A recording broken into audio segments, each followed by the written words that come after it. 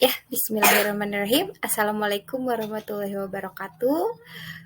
Semoga kita senantiasa dalam kondisi yang sehat walafiat. Berjumpa lagi dengan pertemuan bimbingan dan konseling. Kali ini yang kita bahas adalah terkait bidang belajar ya. Salah satu materi dalam bidang belajar seperti yang kalian ketahui bahwa layanan bimbingan dan konseling itu ada 4 bidang utama ya, yaitu pribadi, sosial, belajar, dan karir. Nah, hari ini kita akan membahas terkait layanan bidang belajar. Materinya tentang apa? Itu adalah tentang gaya belajar dan strateginya. Oke, sebelum kita mengetahui gitu, bagaimana strategi yang kita harus terapkan sesuai dengan gaya belajar kita harus tahu dulu nih pengertian dari gaya belajar itu apa ya. Gaya belajar merupakan cara termudah yang dimiliki individu dalam menyerap, mengatur, dan mengolah informasi yang diterima. Nah, gaya belajar yang sesuai adalah kunci keberhasilan siswa dalam belajar. Dengan menyadari hal ini, siswa mampu menyerap dan mengolah informasi dan menjadikan belajar lebih mudah dengan gaya belajar siswa sendiri. Ya, perhatikan kata-kata yang Ibu garis bawahi ya. Pertama, cara termudah. Kemudian menyerap, mengatur, dan mengolah informasi. Kemudian kata selanjutnya yaitu kunci keberhasilan. Dan yang terakhir adalah belajar. Nah, yang Ibu garis bawahi ini adalah inti dari pengertian gaya belajar itu sendiri ya. Jadi, gaya belajar itu merupakan seperangkat cara termudah. Cara termudah tujuannya untuk apa? Untuk menyerap, mengatur, dan mengolah informasi. Nah, kalau misalnya kalian sudah tahu cara termudah untuk menyerap dan mengatur serta mengolah informasi, ini akan menjadi kunci keberhasilan kalian dalam belajar. Nah, dengan menyadari hal ini, kalian itu akan lebih mudah dalam melaksanakan belajar gitu. Karena kamu udah tahu cara yang termudah itu seperti apa sih gitu. Supaya belajar kamu itu efektif dan benar gitu, ya. Kemudian kenapa sih penting mengetahui gaya belajar? Gaya belajar ini merupakan kunci untuk mengembangkan kinerja dalam pekerjaan, di sekolah, dan dalam situasi antar pribadi.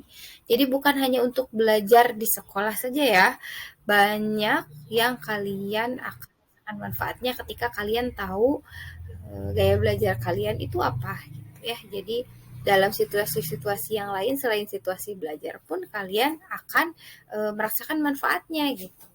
Terutama nih ya di poin yang kedua, ketika kamu sudah bisa mengenal gaya belajar kamu, yakni bagaimana kamu dan mengolah informasi, maka akan menjadikan belajar dan berkomunikasi lebih mudah sesuai dengan gaya belajar kamu sendiri. Nah, jadi kalau misalnya kamu sudah paham gaya belajar kamu apa, bukan hanya belajar kamu, tapi cara berkomunikasi kamu pun jadi akan lebih mudah gitu dengan mengetahui gaya belajar. Nah, benar nggak sih gitu? Nah, mari kita bahas ya selanjutnya. Nah, gaya belajar itu ada 3 ya. Yang pertama visual, kedua auditory, yang ketiga adalah kinestetik. Nah, yang pertama ini visual.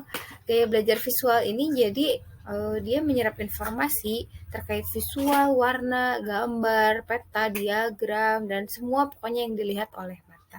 Jadi orang yang memiliki gaya belajar visual ini, indera penglihatannya dia lebih mengandalkan indera penglihatannya untuk menyerap informasi. Gitu. Ini adalah beberapa contoh ciri-cirinya ya. Pertama, mungkin selalu duduk tegak dan melihat lurus ke depan atau matanya memandang ke atas gitu ya. Kemudian jika berbicara terkadang cepat, terus dia tidak terganggu oleh suara ribut ketika belajar karena indera pendengarannya tidak mengganggu dia untuk menyerap informasi karena yang dia unggulkan itu adalah indera penglihatannya itu gitu. Kemudian dia lebih suka mendemonstrasikan daripada menjelaskan. Kemudian terkait seni, dia itu lebih tertarik kepada seni lukis, pahat gitu ya, yang secara visual menarik. Kemudian lebih mudah ingat dengan cara melihat. Nah, tadi ya, jadi dia itu lebih unggul dalam indera penglihatan gitu, untuk dia lebih mengandalkan indera penglihatannya dalam menyerap informasi. Yang kedua, lebih suka membaca dengan cara melihat ya. Kemudian tahu apa yang harus dikatakan, tapi terkadang tidak bisa mengungkapkan dengan kata-kata gitu, karena dia itu menyerap gambaran secara visualnya saja, terkadang mengungkapkan dalam hal kata-katanya kesulitan gitu. Sering lupa jika harus menyampaikan pesan secara verbal. Nah, karena yaitu secara visual gambaran-gambaran yang dia terima gitu. Ketika harus mendeskripsikan, terkadang ada sedikit kesulitan. Yang kedua, ini adalah gaya belajar auditori. Nah, gaya belajar auditori ini adalah gaya belajar dengan cara mendengar. Jadi, yang menjadi fokus dia, cara menyerap informasinya itu adalah dengan indera pendengaran dia. Nah, yang memberikan penekanan pada segala jenis bunyi, kata, baik yang diciptakan maupun yang diingat. Nah, gaya pembelajar auditori ini di mana seseorang lebih cepat menyerap informasi melalui apa yang dia dengarkan.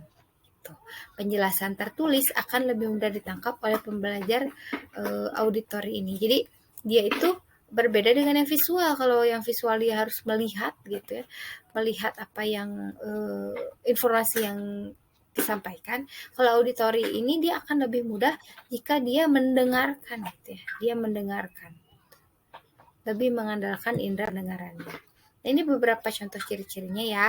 Mudah ingat dari apa yang didengar dan didiskusikan. Nah, kemudian senang dibacakan atau senang mendengarkan. Contoh, kalau di kelas dia lebih senang mendengarkan penjelasan guru gitu dibandingkan harus dia yang membaca buku seperti itu. Nah, kalau membaca terkadang dengan suara yang keras. Nah, mungkin kalian sering menemui ya ketika misalnya disuruh menghafalkan. Ada teman-teman yang menghafal dengan sambil mengucapkan gitu, sambil bersuara. Nah, itu mungkin saja teman kalian ini memiliki gaya belajar auditori. Jadi dia akan lebih mudah menyerap info jika disuarakan. Kemudian lebih suka humor lisan dibanding baca buku. Menyenangi seni musik, tak bisa belajar dalam suasana berisik atau ribut ya. Jadi dia itu amat terganggu kalau ketika belajar ada suara-suara bising. Kemudian lebih suka menulis kembali sesuatu. Menulis kembali itu dari hal yang ditangkap oleh pendengarannya. Kemudian dia pandai bercerita, senang diskusi dan bicara panjang lebar. Ya. Yang ketiga, ini adalah gaya belajar kinestetik. Nah, gaya belajar kinestetik ini dia itu belajar paling baik dengan cara berinteraksi secara langsung atau mengalami hal-hal yang di sekitarnya itu. Jadi gaya pembelajar kinestetik ini cenderung mampu memahami sesuatu itu dengan dia terlibat langsung, dia harus praktek gitu ya, dibandingkan mendengarkan ceramah atau membaca buku gitu. Dia suka melakukan hal-hal yang mengandalkan gerakan tubuh mereka gitu ya untuk mengingat fakta dan informasi seperti memanggil, kemudian menggenggam dan banyak aktivitas-aktivitas fisik lainnya gitu ya. Nah, ini contoh-contoh ciri gaya belajar kinestetik. Satu, lebih banyak menggunakan bahasa tubuh ya. Jadi dia itu lebih suka mempraktekkan. Kedua, ketika membaca, terkadang dia itu menunjuk kata-katanya dengan jari tangan. Kemudian belajar melalui praktek langsung dengan cara trik peraga ya. Kemudian menanggapi perhatian fisik, lebih suka kegiatan atau permainan yang menyibukkan secara fisik. Kemudian kalau menghafal, terkadang harus sambil jalan atau melihat langsung. Kemudian banyak gerak fisik dan punya perkembangan otot yang baik ya karena dia suka melakukan aktivitas-aktivitas yang harus bergerak gitu ya fisiknya tuh. Dia lebih sulit duduk diam dan menatap dalam proses belajar. Jadi dia itu sulit kalau ketika disuruh fokus duduk, belajar, membaca atau mendengarkan karena dia itu lebih suka beraktivitas secara fisik gitu, bergerak. Nah,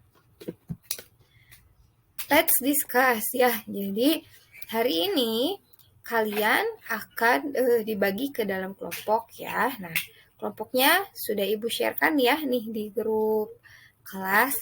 Nah, kalian tugasnya adalah berdiskusi. Berdiskusi apa, Bu? Jadi, silakan diskusikan.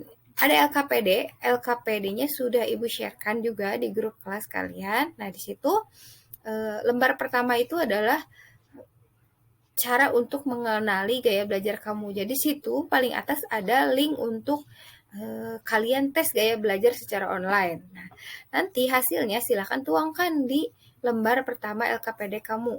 Kemudian isi informasi tambahan-tambahannya. Nah, lembar yang kedua adalah lembar untuk menyusun strategi.